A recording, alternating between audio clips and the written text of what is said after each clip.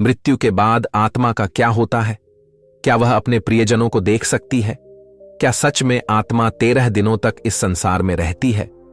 और यदि हां, तो इन दिनों में वह किन किन अवस्थाओं से गुजरती है? यह एक रहस्य है जिसे समझना हर किसी के लिए जरूरी है।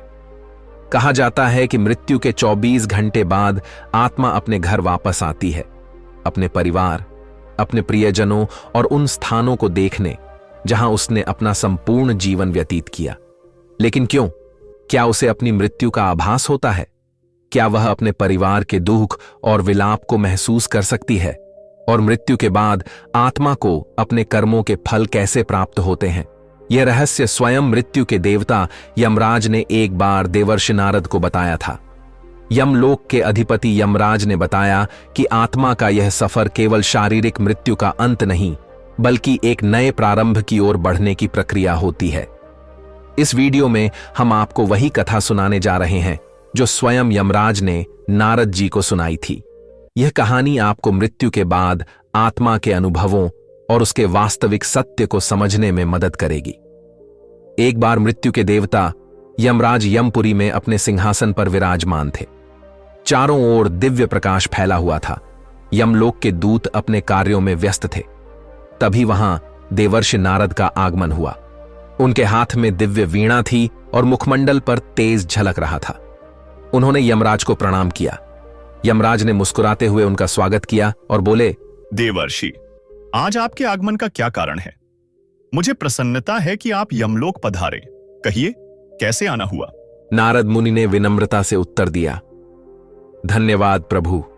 मैं पृथ्वी लोक का भ्रमण कर रहा था और वहां मैंने एक विचित्र दृश्य देखा जिसने मेरे मन में कई प्रश्न उत्पन्न कर दिए। यमराज जिज्ञासु दृष्टि से नारद जी को देखने लगे और बोले, कौन से प्रश्न देवर्षि? कृपया बताइए, मैं आपकी जिज्ञासा अवश्य शांत करूंगा। नारद जी बोले, हे धर्मराज, जब मैं पृथ्वीलोक पर था तो मैंने देखा कि एक वृद्ध पुरुष की मृत्यु हो गई। उसके परिवारजन और रिश्तेदार शोक में डूबे हुए थे। वे विलाप कर रहे थे और कुछ तो विभिन्न उपाय कर रहे थे ताकि उनकी आत्मा पुनः लौट आए। इस दृश्य को देखकर मेरे मन में गहरे प्रश्न उठे। यमराज ने नारद जी की बातों को ध्यान से सुना। नारद जी आगे बोले, मृत्यु एक अटल सत्य है, लेकिन इसके बाद क्या होता है, यह रहस्य बना हुआ है। मेरे मन में दो मुख्य प्रश्न उत्पन्न हुए हैं। पहला यह कि क्या वास्तव में मृत्यु के 24 घंटे बाद आत्मा अपने घर लौटती है? दूसरा यह कि मृत्यु के बाद आत्मा का जो 13 दिनों का सफर बताया जाता है, क्या वह सच में होता है या यह केवल सुनी सुनाई बातें हैं? नारद जी की जिज्ञासा अत्यंत महत्वपूर्ण थी। यमराज कुछ क्षण मौन रहे और फिर उन्होंने गहरी सांस लेते हुए कहा, देवर्षि, यह एक गंभीर प्रश्न है और इसका उत्तर प्रत्येक मनुष्य को अवश्य जानना चाहिए। मैं तुम्हें इस रहस्य की पूरी कथा सुनाता हूं, जिसे समझने से हर जीव मृत्यु के वास्तविक स्वरूप को जान सकेगा। यमराज कहानी शुरू करते हैं। बहुत समय पहले की बात है। एक गांव का एक युवा जिसका नाम आरव था, बचपन से ही धार्मिक प्रवृत्ति का था। वह प्रतिदिन तुलसी में जल चढ़ाता, सुबह शाम पूजा पाठ करता और सदा ईश्वर का स्मरण करता। उसके परिवार में उसके पिता, पत्नी और एक छोटा सा बच्चा था।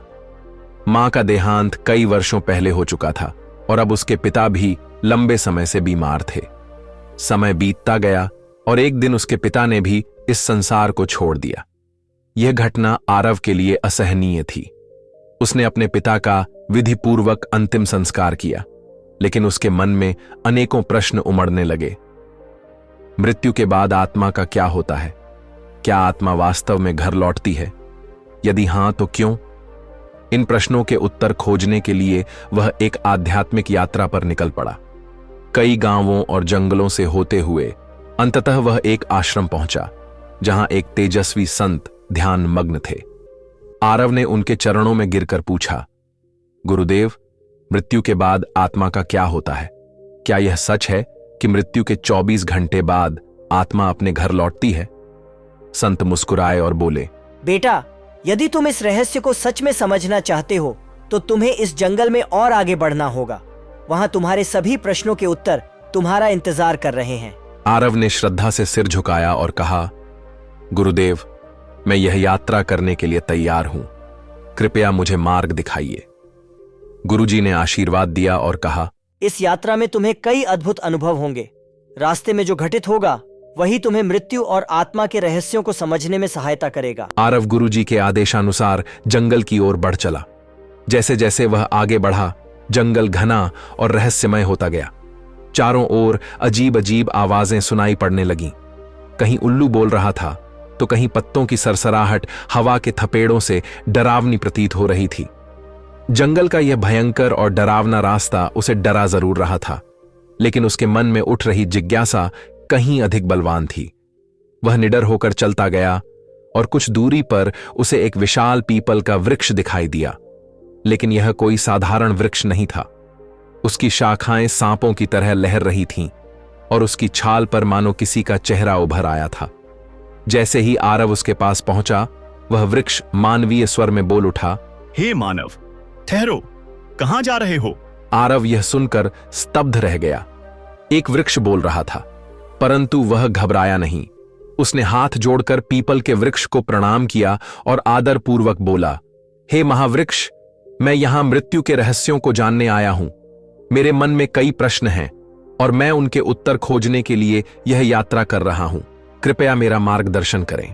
पीपल के वृक्ष ने गंभीर स्वर में कहा, तुम्हारी जिज्ञासा योग्य है मानव। मैं तुम्हें मृत्यु के बाद की प्रथम अवस्था के बारे में बता सकता हूं, लेकिन उससे पहले तुम्हें मेरी एक पहेली का उत्तर देना होगा। यदि तुम सही उत्तर दे सके तो ही मैं तुम्हें आगे का ज्ञान दूंगा। आरव ने श्रद्धा से सिर झुकाया और कहा, महावृक्ष, कृपया अपनी पहेली पूछिए, मैं उत्तर देने का प्रयास करूंगा। पीपल का वृक्ष थोड़ा मुस्कुराया और बोला, सुनो, यह पहेली तुम्हारे ही जीवन से जुड़ी है। जब जीवित होता हूं तब काला होता हूं, मरने के बाद मैं लाल हो जाता हूं। मुझे जितना जलाओगे मैं उतना ही बिखरता जाऊंगा। बताओ, मैं कौन हूं? आरव ने ध्यानपूर्वक सुना और सोच में पड़ गया। यह पहेली साधारण नहीं थी। वह कुछ देर तक विचार करता रहा। उसके मन में कई वस्तुओं के विचार आए, लेकिन फिर अचानक उसका ध्यान एक वस्तु की ओर गया, जिसका प्रयोग वह प्रतिदिन अपने घर के हवन और पूजा में करता था। उसकी आंखों में चमक आ गई। उसने पीपल के वृक्ष की ओर देखा और आत्मविश्वास से उत्तर दिया, इसका उत्तर कोयला है। जब कोयला जीवित रहता है तो वह काला होता है। जलने के बाद वह लाल हो जाता है और धीरे धीरे बिखर कर राख में बदल जाता है। जैसे ही आरव ने यह उत्तर दिया, पीपल के वृक्ष की शाखाएं एकाएक हिलने लगीं। चारों ओर हवा तेजी से बहने लगी और वृक्ष ने स्वर को गंभीर करके कहा, सत्य कहा वत्स, तुमने मेरी पहेली का सही उत्तर दिया है। अब मैं तुम्हें मृत्यु के बाद की प्रथम अवस्था के बारे में बताऊंगा। ध्यानपूर्वक सुनो। पीपल के वृक्ष ने आगे कहा, बेटा, जब शरीर नष्ट हो जाता है तब आत्मा एक भ्रम की स्थिति में आ जाती है। उसे समझ ही नहीं आता कि वह मुक्त हुई है या किसी बंधन में है। यह मृत्यु के बाद के पहले 24 घंटे की सबसे रहस्यमय अवस्था होती है। आरव ध्यान से सुन रहा था, लेकिन उसके मन में और जिज्ञासा जाग उठी। उसने हाथ जोड़कर पूछा, महावृक्ष, कृपया विस्तार से समझाइए। मृत्यु के तुरंत बाद आत्मा को क्या अनुभव होता है? पीपल ने गहरी सांस ली, मानो किसी पुरातन स्मृति को जागृत कर रहा हो, और फिर कहा, जब मृत्यु होती है तो आत्मा शरीर से अलग हो जाती है, परंतु पहले ही क्षण में आत्मा को यह समझ नहीं आता कि वह अब देह से मुक्त हो गई है। वह स्वयं को जीवित ही मानती है। यह ठीक वैसा ही है जैसे कोई गहरी नींद में हो और अचानक नींद टूट जाए, परंतु उसे यह भान न हो कि वह जाग चुका है। आत्मा उसी स्थिति में भटकती रहती है। आरव ने चकित होकर पूछा, क्या आत्मा को अपना मृत शरीर दिखाई देता है? पीपल ने कहा, हाँ, बहुत बार आत्मा अपने ही मृत शरीर को देखती है। वह अपने परिवार को रोते बिलखते देखती है। वह उनसे बात करने की कोशिश करती है, उन्हें छूने का प्रयास करती है, लेकिन कोई उसकी आवाज नहीं सुन सकता, कोई उसके स्पर्श को महसूस नहीं कर सकता। यह आत्मा के लिए सबसे बड़ा भ्रम और पीड़ा का क्षण होता है।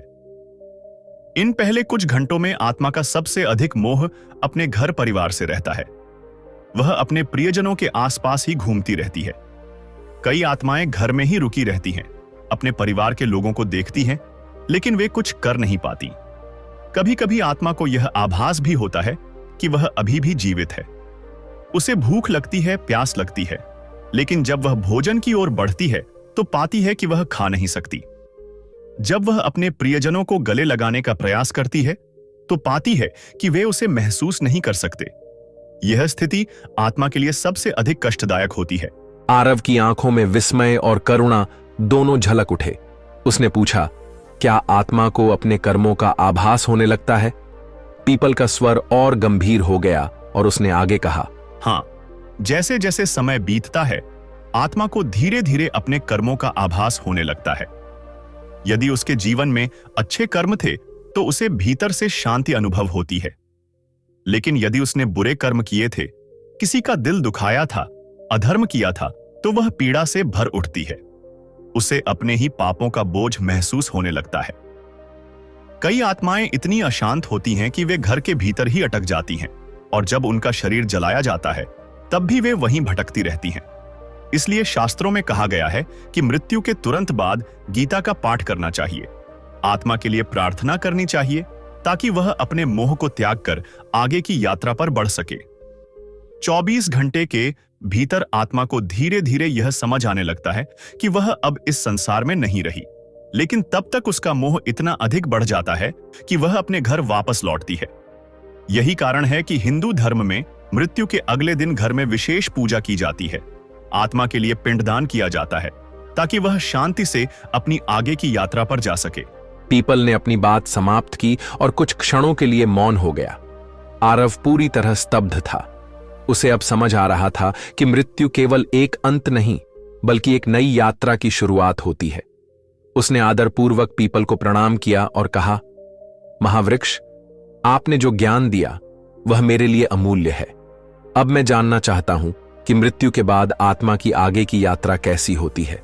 कृपया मुझे आगे का मार्गदर्शन दें। पीपल ने मुस्कुराकर कहा, वत्स, यदि तुम सच में मृत्यु का रहस्य समझना चाहते हो तो तुम्हें और आगे जाना होगा। वहां तुम्हें और भी गूढ़ सत्य ज्ञात होंगे। आरव ने सिर झुकाया और आरव अपनी यात्रा में आगे बढ़ता गया। जंगल गहरा होता जा रहा था। पक्षियों की आवाजें धीरे धीरे कम होती जा रही थीं और चारों ओर एक रहस्यमयी शांति छा गई थी। तभी उसे एक विशाल काले रंग का कौवा दिखाई दिया। यह कौवा आम पक्षियों से कहीं बड़ा और अद्भुत था। उसकी आंखें जलती हुई अंगारों जैसी प्रतीत हो रही थीं और उसके पंखों से एक दिव्य आभा निकल रही थी। आरव कौए के पास गया और हाथ जोड़कर प्रणाम किया। कौआ अपनी भारी और गंभीर आवाज में बोला, वत्स, तुम कौन हो और इस गहरे जंगल में क्या कर रहे हो? आरव ने सिर झुकाकर उत्तर दिया, हे दिव्य पक्षी, मैं मृत्यु के रहस्यों को जानने के लिए इस यात्रा पर निकला हूं। मैंने अब तक यह जाना कि मृत्यु के तुरंत बाद आत्मा भ्रमित रहती है, लेकिन मैं यह समझना चाहता हूं कि 24 घंटे बाद आत्मा अपने घर क्यों लौटती है। सुग्गब ने गहरी सांस ली और कहा, मैं तुम्हें यह उत्तर दूंगा, लेकिन पहले तुम्हें मेरी एक पहेली का उत्तर देना होगा। यदि तुम इसका सही उत्तर दे सके तभी मैं तुम्हें मृत्यु के इस रहस्य का ज्ञान दूंगा। आरव ने उत्सुकता से सिर हिलाया। पूछिए प्रभु, सुग्गब ने गंभीर स्वर में पूछा। ऐ मनुष्य, संसार में हर कोई कुछ न कुछ संजोता है, हर कोई किसी चीज से बंधा होता है। मुझे बताओ, मनुष्य के जीवन का सबसे बड़ा बंधन कौन सा है? आरव कुछ क्षण के लिए सोच में पड़ गया। उसके मन में कई विचार आने लगे, धन, परिवार, इच्छाएं, शरीर, लेकिन कौन सा सबसे बड़ा बंधन है? कुछ देर चिंतन करने के बाद उसने उत्तर दिया, मोह। मनुष्य का सबसे बड़ा बंधन मोह है। वह अपने परिवार, धन, शरीर और भावनाओं के मोह में बंधा रहता है और यही बंधन उसे जन्म जन्मांतर तक भटकाता है। सुगब मुस्कुराया और सिर हिलाया। तुमने बिल्कुल सही उत्तर दिया वत्स। अब मैं तुम्हें मृत्यु के 24 घंटे बाद आत्मा के घर लौटने का रहस्य समझाऊंगा। सुग्गब ने आसमान की ओर देखा और गहरी आवाज में कहा, मृत्यु के बाद जब आत्मा शरीर छोड़ती है तो वह कुछ क्षणों तक मुक्त महसूस करती है, लेकिन जैसे जैसे समय बीतता है उसके भीतर एक हलचल शुरू हो जाती है। यह हलचल उसके मन के कारण होती है। आत्मा को अपने घर, अपने परिवार, अपने प्रियजनों की याद सताने लगती है। आरव ध्यान से सुन रहा था। सुगब ने आगे कहा, जब शरीर जलता है तो आत्मा वहां से अलग तो हो जाती है, लेकिन उसका मोह समाप्त नहीं होता। वह अपने प्रियजनों को रोते हुए देखती है, अपने घर में अपने बच्चों और पत्नी को अकेला महसूस करती है। उसे लगता है कि वह अभी भी उनके पास जा सकती है, उन्हें सांत्वना दे सकती है, लेकिन जैसे ही वह कोशिश करती है, उसे एहसास होता है कि कोई उसे देख नहीं सकता, कोई उसे सुन नहीं सकता। आरव ने आश्चर्य से पूछा, तो क्या आत्मा दुखी होती है? सुग्गब गंभीर स्वर में बोला, हाँ, आत्मा बहुत दुखी होती है। वह अपने प्रियजनों को पुकारती है, अपने बच्चे के सिर पर हाथ फेरना चाहती है, अपने घर में घूमना चाहती है, लेकिन वह केवल एक छाया बनकर रह जाती है। यह उसकी सबसे बड़ी पीड़ा होती है। यही कारण है कि हिंदू धर्म में मृत्यु के बाद विशेष कर्मकांड किए जाते हैं। जब परिवारजन गीता का पाठ करते हैं, दीप जलाते हैं और आत्मा की शांति के लिए पिंडदान करते हैं, तब आत्मा को धीरे धीरे इस संसार से मुक्त होने में सहायता मिलती है। आरव की आंखें नम हो गई थीं। उसने धीमे स्वर में पूछा, तो क्या आत्मा हमेशा के लिए अपने घर ही रहती है? सुग्गब ने उत्तर दिया, नहीं, लेकिन जो आत्माएं अपने जीवन में बहुत अधिक मोह में बंधी रहती हैं, वे अधिक समय तक भटकती रहती हैं। वे अपने परिवार, अपनी इच्छाओं, अपने अधूरे कार्यों को लेकर परेशान रहती हैं। उन्हें यह स्वीकार करने में समय लगता है कि अब वे इस संसार का हिस्सा नहीं रहीं। यही कारण है कि मृत्यु के बाद परिवार को आत्मा की शांति के लिए कर्मकांड करने चाहिए, ताकि आत्मा इस मोह से मुक्त हो सके और अपनी आगे की यात्रा कर सके। सुग्गब ने आरव को देखा और कहा, अब तुम जान चुके हो कि आत्मा मृत्यु के 24 घंटे बाद अपने घर क्यों लौटती है। यह मोह ही आत्मा को खींचकर वापस ले आता है। लेकिन अब तुम्हें आगे की यात्रा करनी होगी, क्योंकि अभी भी बहुत से रहस्य बाकी हैं। आरव ने सुग्गब के चरणों में सिर झुकाया और कहा, हे दिव्य पक्षी, आपने मुझे अनमोल ज्ञान दिया। अब मैं जानना चाहता हूं कि जब आत्मा मोह से मुक्त हो जाती है, तब उसकी आगे की यात्रा कैसी होती है? सुग्गब ने गंभीर स्वर में कहा, वत्स, यदि तुम सच में जानना चाहते हो तो तुम्हें अपनी यात्रा जारी रखनी होगी। आगे तुम्हें और भी गूढ़ रहस्य ज्ञात होंगे। जाओ और आगे बढ़ो। आरव ने सिर झुकाया और आरव अब अपनी यात्रा के तीसरे पड़ाव पर पहुंच चुका था। जंगल का घनत्व थोड़ा कम होने लगा था और वातावरण में एक अलौकिक शांति थी। पक्षियों का मधुर गान, मंद मंद बहती हवा और चारों ओर हरी भरी भूमि। यह स्थान किसी दिव्य लोक का आभास करा रहा था। तभी उसकी दृष्टि सामने खड़ी एक अद्भुत गौ माता पर पड़ी। यह कोई साधारण गाय नहीं थी। इसके शरीर से एक दिव्य प्रकाश निकल रहा था और इसकी आंखों में गहरी करुणा तथा ज्ञान की झलक थी। आरव ने श्रद्धा से झुककर गौ माता को प्रणाम किया। गौ माता ने स्नेह से उसे देखा और कहा, वत्स, मैं जानती हूं कि तुम मृत्यु के रहस्यों को जानने के लिए इस यात्रा पर निकले हो। मैं तुम्हें आगे का ज्ञान दूंगी, लेकिन पहले तुम्हें मेरी एक पहेली का उत्तर देना होगा। आरव ने श्रद्धा से सिर झुकाया और कहा, हे मां, कृपया मुझसे पूछिए। गौ माता ने मधुर किंतु गंभीर स्वर में पूछा। मनुष्य अपने जीवन में कई चीजों को संजोता है, धन, परिवार, प्रतिष्ठा, ज्ञान, लेकिन बताओ, उसके लिए सबसे महत्वपूर्ण संपत्ति कौन सी है जो मृत्यु के बाद भी उसके साथ जाती है? आरव गहरे चिंतन में पड़ गया। वह सोचने लगा, धन तो यहीं छूट जाता है, परिवार भी पीछे रह जाता है, प्रतिष्ठा भी मिट जाती है, तो फिर कौन सी चीज मनुष्य के साथ जाती है? कुछ क्षण विचार करने के बाद उसने उत्तर दिया, कर्म। मनुष्य के कर्म ही उसकी सबसे बड़ी संपत्ति होते हैं। धन, परिवार और प्रतिष्ठा सब यहीं छूट जाते हैं, लेकिन अच्छे या बुरे कर्म उसकी आत्मा के साथ जाते हैं और उसकी आगे की यात्रा तय करते हैं। गौ माता मुस्कुराई और सिर हिलाया। तुमने सही उत्तर दिया। वत्स, अब मैं तुम्हें मृत्यु के तीसरे चरण का रहस्य बताऊंगी। गौ माता ने अपनी आंखें बंद कीं और उनके चारों ओर एक दिव्य आभा फैल गई। उन्होंने गहरे स्वर में कहना शुरू किया, जब आत्मा मृत्यु के बाद अपने मोह से मुक्त हो जाती है, तब उसका सामना अपने कर्मों से होता है। आत्मा को अपने संपूर्ण जीवन का प्रतिबिंब दिखाई देता है। उसने जो अच्छे कर्म किए होते हैं वे उसे प्रकाश की ओर ले जाते हैं, और जो बुरे कर्म किए होते हैं वे उसे अंधकार की ओर धकेलते हैं। आरव ध्यानपूर्वक सुन रहा था। गौ माता ने आगे कहा, यदि आत्मा ने जीवन भर अच्छे कर्म किए हैं, दान, गौ सेवा, भजन, सत्संग, दूसरों की सेवा, तो वह शीघ्र ही स्वर्ग की ओर बढ़ती है। वहां उसे दिव्य सुख मिलता है, जहां न पीड़ा होती है न दुख। लेकिन यदि उसने पाप किए हैं, अत्याचार, छल, क्रोध, अहंकार, हिंसा, तो उसे यमलोक में जाना पड़ता है, जहां उसके कर्मों के अनुसार उसे दंड भोगना पड़ता है।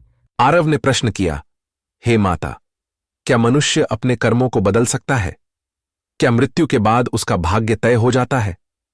गौ माता ने गंभीर स्वर में उत्तर दिया, नहीं वत्स, मनुष्य जब तक जीवित है तब तक अपने कर्मों को सुधार सकता है। वह पुण्य कमा सकता है, धर्म के मार्ग पर चल सकता है और अपनी आत्मा को शुद्ध कर सकता है। लेकिन मृत्यु के बाद उसे वही भोगना पड़ता है जो उसने संचित किया है। इसीलिए हिंदू धर्म में गौ सेवा, दान, भजन कीर्तन और सत्संग का बहुत महत्व है। जब मनुष्य गौ माता की सेवा करता है तो वह अपने पापों का नाश करता है। गाय केवल एक पशु नहीं है, यह स्वयं धर्म का प्रतीक है। इसके स्पर्श से ही पाप नष्ट हो जाते हैं और इसकी सेवा करने से पुण्य संचित होते हैं। गौ माता ने आगे समझाया, वत्स, जब आत्मा अपने कर्मों का लेखा जोखा देखती है तब उसे पता चलता है कि उसने जीवन में क्या अर्जित किया। जो पवित्र आत्माएं होती हैं वे आनंद से आगे बढ़ती हैं, लेकिन जो पापी आत्माएं होती हैं वे भय से कांपती हैं। वे सोचती हैं कि यदि उन्हें दूसरा जन्म मिले तो वे अपने जीवन को सुधार लेंगी, लेकिन तब तक बहुत देर हो चुकी होती है। आरव की आंखों में चिंता झलकने लगी। उसने श्रद्धा से कहा, हे गौ माता, आपने मुझे एक बहुत बड़ा ज्ञान दिया है। अब मैं अपने कर्मों पर और ध्यान दूंगा, ताकि जब मेरी मृत्यु हो तो मुझे यमलोक में न जाना पड़े। गौ माता ने आशीर्वाद दिया और कहा, वत्स, तुम्हारी यात्रा अभी समाप्त नहीं हुई है। आगे तुम्हें और भी रहस्य जानने हैं। जाओ और अपनी यात्रा जारी रखो। आरव ने गौ माता के चरणों में सिर झुकाया और पुनः अपनी यात्रा के अगले चरण की ओर बढ़ चला। आरव की यात्रा अब अपने अंतिम पड़ाव की ओर बढ़ रही थी। वह चलते चलते एक विशाल नदी के किनारे आ पहुंचा। यह कोई साधारण नदी नहीं थी। इसका जल कहीं शीतल और निर्मल दिख रहा था तो कहीं रक्त और अग्नि की लपटों से भरा हुआ प्रतीत हो रहा था। नदी के किनारे एक दिव्य देवी प्रकट हुईं। उनके तेज से पूरा वातावरण आलोकित हो उठा। वे सौम्य किंतु प्रभावशाली थीं, मानो साक्षात ज्ञान और शुद्धता की मूर्ति हों। आरव ने श्रद्धा से झुककर उन्हें प्रणाम किया। देवी मुस्कुराईं और मधुर स्वर में बोलीं, वत्स, मैं जानती हूं कि तुम मृत्यु के रहस्य को समझने के लिए इस कठिन यात्रा पर आए हो। मैं तुम्हें वैतरणी नदी का रहस्य बताऊंगी, लेकिन पहले तुम्हें मेरी एक पहेली का उत्तर देना होगा। आरव ने सिर झुकाकर कहा, हे मां, कृपया पूछिए। देवी ने गंभीर स्वर में पूछा, बताओ वत्स, इस संसार में मनुष्य का सबसे बड़ा भ्रम क्या है? आरव कुछ क्षण सोचता रहा, फिर उसने उत्तर दिया, मां, मनुष्य का सबसे बड़ा भ्रम यह है कि वह सोचता है कि यह शरीर और यह संसार स्थायी है। वह मृत्यु को भूलकर सांसारिक मोह में डूबा रहता है, लेकिन जब मृत्यु का समय आता है तब उसे समझ में आता है कि यह सब नश्वर है, केवल आत्मा अमर है। देवी मुस्कुराई और कहा, वत्स, तुमने सत्य को पहचान लिया। अब मैं तुम्हें वैतरणी नदी के रहस्य का ज्ञान दूंगी। देवी ने समझाया, वत्स, यह वैतरणी नदी है। यह यमलोक और पितृलोक के बीच बहती है। यह आत्मा के लिए अंतिम परीक्षा होती है। जिन्होंने अपने जीवन में पुण्य किए होते हैं वे इसे आसानी से पार कर लेते हैं और स्वर्ग या मोक्ष की ओर बढ़ जाते हैं। लेकिन जिन्होंने पाप और अधर्म किया होता है उनके लिए यह नदी अग्नि और रक्त से भरी हुई प्रतीत होती है। वे इसमें फंस जाते हैं और छटपटाते रहते हैं। आरव भय और विस्मय से यह दृश्य देख रहा था। उसने प्रश्न किया, मां, आत्मा के लिए यह नदी इतनी महत्वपूर्ण क्यों है? देवी ने उत्तर दिया, वत्स, यह नदी आत्मा की अंतिम परीक्षा है। यह उसके जीवन के कर्मों का प्रतिबिंब है। जिन्होंने गौ सेवा, दान पुण्य और धर्म का पालन किया उनके लिए यह नदी निर्मल जल की धारा बन जाती है। वे इसे पार कर मोक्ष या स्वर्ग की ओर बढ़ते हैं।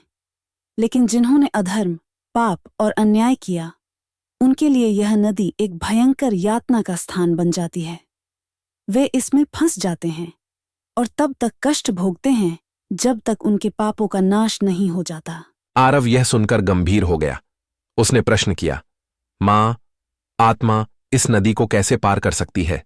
देवी ने कोमलता से समझाया, वत्स, आत्मा केवल सच्चे ज्ञान, भक्ति और अच्छे कर्मों के आधार पर इस नदी को पार कर सकती है।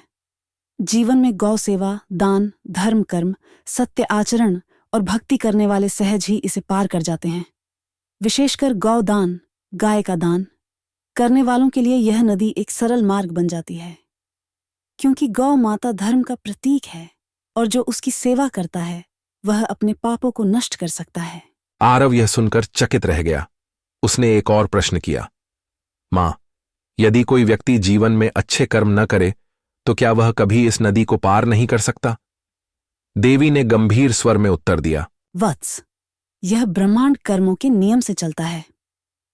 यदि आत्मा वैतरणी को पार कर ले तो वह स्वर्ग की ओर बढ़ती है, यदि नहीं तो उसे यमलोक में न्याय के लिए भेजा जाता है, जहां उसके कर्मों का हिसाब होता है।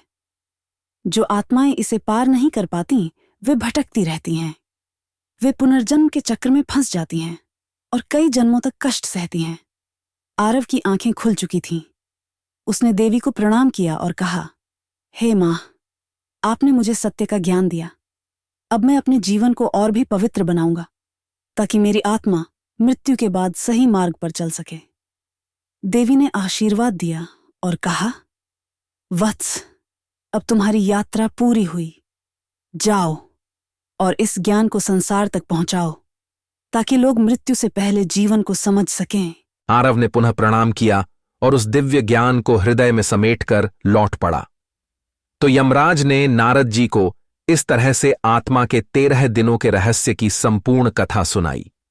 उन्होंने बताया कि कैसे आत्मा मृत्यु के बाद अपने घर लौटती है, कैसे वह अपने कर्मों के अनुसार आगे बढ़ती है और किन किन अवस्थाओं से गुजरती है। यमराज के वचन सुनकर नारद जी के सभी संदेह दूर हो गए। नारद जी ने हाथ जोड़कर कहा, प्रभु, आपकी यह दिव्य कथा सुनकर मेरे सभी प्रश्नों के उत्तर मिल गए हैं। अब मुझे स्पष्ट हो गया कि मृत्यु के बाद आत्मा किस प्रकार अपनी यात्रा पूरी करती है। मैं इस सत्य का प्रचार प्रसार करूंगा ताकि अधिक से अधिक लोग इस गूढ़ ज्ञान को समझ सकें और धर्म के मार्ग पर चल सकें। यमराज ने नारद जी को आशीर्वाद दिया और कहा, देवर्षि, यदि मनुष्य इस सत्य को समझकर जीवन व्यतीत करें तो वे मोह माया से मुक्त हो सकते हैं और सही मार्ग का अनुसरण कर सकते हैं। जाओ, इस ज्ञान को फैलाओ। दोस्तों, अगर आपको यह वीडियो ज्ञानवर्धक लगा हो तो इसे लाइक जरूर करें। इस ज्ञान को अधिक से अधिक लोगों तक पहुंचाने के लिए शेयर करें और ऐसे ही अद्भुत आध्यात्मिक और रहस्यमयी ज्ञान से भरी कहानियां सुनने के लिए चैनल को सब्सक्राइब जरूर करें। घंटी, नोटिफिकेशन बेल दबाना न भूलें ताकि हमारी हर नई वीडियो आप तक सबसे पहले पहुंचे। धन्यवाद।